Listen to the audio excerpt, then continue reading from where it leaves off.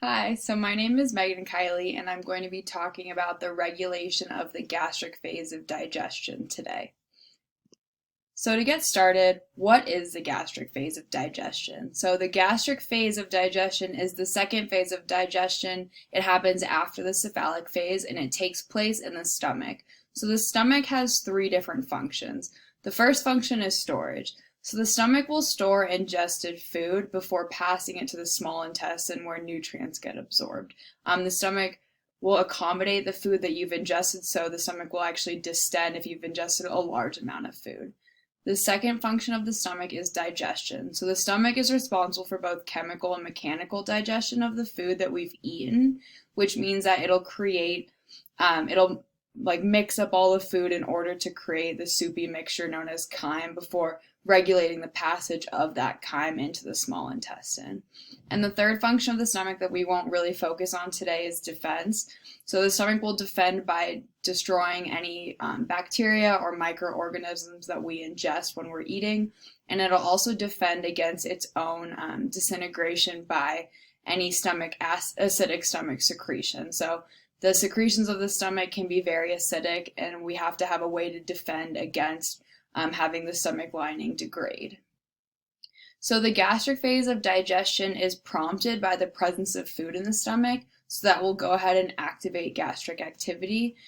So together, stomach distension and the presence of peptides and amino acids in the stomach lumen activate endocrine cells and enteric neurons, and in turn, these release hormones, neurotransmitters, and paracrine molecules that influence motility and further secretions.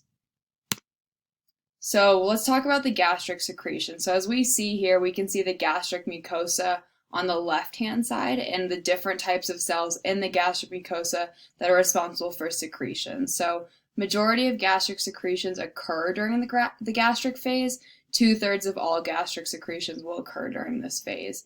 And this is prompted by different substances that are in the stomach lumen that cause secretion of other substances, or it could cause secretion of substances that inhibit further secretion. So that's how the regulation of the gastric phase takes place. It's by one substance causing either further secretion or inhibiting the secretion of a different substance.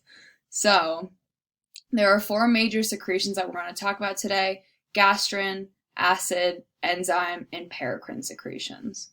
So let's start with gastrin secretion. So we just talked about how the presence of food in the stomach is what prompts the gastric phase of digestion. So the presence of amino acids and peptides in the stomach from the food is going to stimulate G cells that'll secrete gastrin into the blood. This can actually also be caused by neural reflexes. So there are short reflexes. So short reflexes are mediated by the enteric nervous system. So that will identify the presence of amino acids and peptides in the stomach. And then through the enteric sensory neuron, it'll have gastric releasing peptide mediate a response. And then there's also cephalic reflexes, which is like if you're thinking or you smell food before you even ingest any food, you can have input from the vagus nerve. So parasympathetic neurons from the vagus nerve will stimulate the stomach to release gastrin in order to prepare for the ingestion of food. So it'll happen even before you eat anything. So just if you're anticipating a meal. So gastrin, after being secreted by the G cells, is going to act on parietal cells, and that promotes acid release. Gastrin also indirectly promotes acid release by stimulating histamine release, which we'll talk about in a little bit. So if you look on the right-hand side here, in each of the slides, there's a simplified flow chart, and that just helps you walk through how one substance interacts with a cell in either to promote further secretions or inhibit secretion. So here, amino acids and peptides stimulate G cells to secrete gastrin, which promotes acid release. So let's talk about acid secretion. So we just learned that G cells secrete gastrin, which act on parietal cells. Parietal cells will secrete gastric acid, or HCl, which has a multitude of functions. So the first function of gastric acid is to release and activate pepsin. It also triggers D cells to release somatostatin. It denatures proteins, which allows them to be more easily digested later on. And then it kills bacteria and other ingested microorganisms, and it inactivates salivary amylase, which starts the digestion of carbohydrates in the mouth normally. Then we get into enzyme secretion. So there are two stomach enzymes that are secreted. There's pepsin and then there's gastric lipase. Here we're going to focus a little bit more on pepsin. So the presence of gastric acid, which we just talked about, is from the parietal cells, is going to stimulate chief cells in the gastric mucosa to secrete pepsinogen. So pepsinogen is the inactive form of pepsin. And pepsinogen is going to be cleaved to pepsin by the presence of gastric acid in the stomach lumen. So it has two separate functions here. So gastric acid will first stimulate chief cells to secrete pepsinogen through a short reflex, meaning that an enteric sensory neuron will pick up on the fact that there's gastric acid in the stomach lumen and then cause the chief cells to release pepsinogen. And then gastric acid will come back and cleave that pepsinogen into pepsin so that pepsin can do the initial digestion of proteins in the stomach. Gastric lipase is the other stomach enzyme that is co-secreted with pepsin, and it's responsible for the breakdown of triglycerides. However, that's not a huge function of the stomach. About 1/3 of all triglyceride breakdown occurs in the stomach. So the big thing here is that gastric acid causes chief cells to release pepsinogen, leads to pepsin, and that leads to protein digestion. So the last topic we have to talk about are paracrine secretions. So paracrine secretions include histamine, intrinsic factor, and somatostatin. So histamine is going to be stimulated by gastrin or acetylcholine, which stimulates these enterochromaffin-like cells, or ECL cells, to secrete histamine.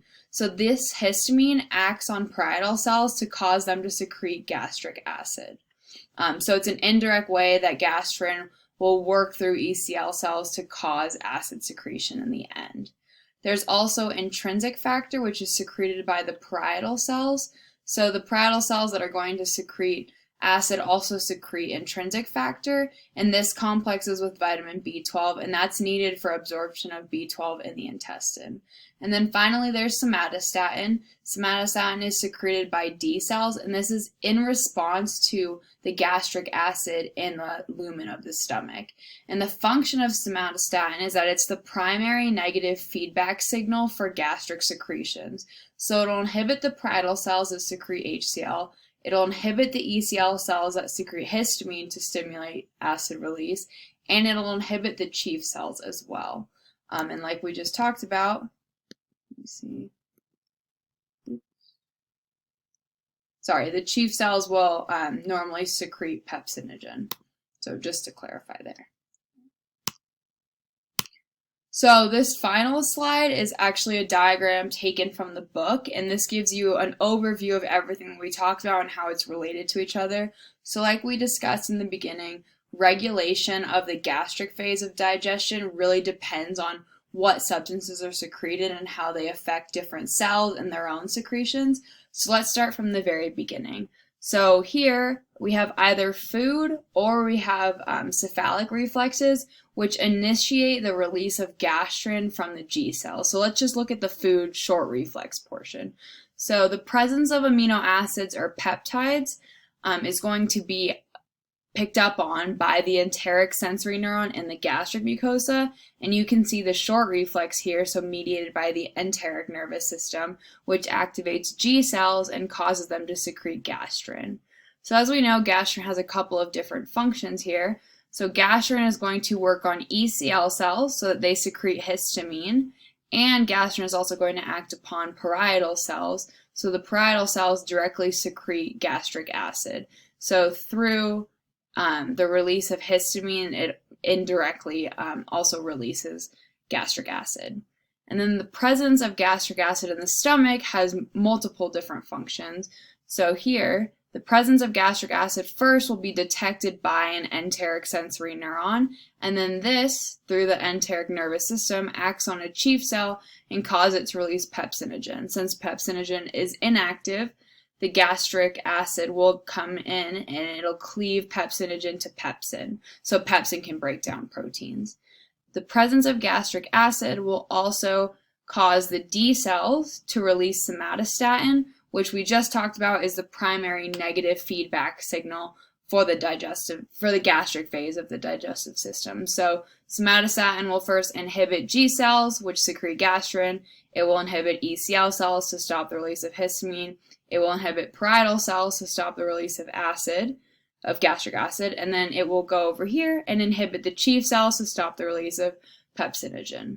So you're going to have a review sheet that looks kind of similar to this diagram, but also a little bit different, and that'll walk you through how each of these cells and their substances act upon each other to regulate the gastric phase of digestion. So that's the end of my presentation. Thank you so much.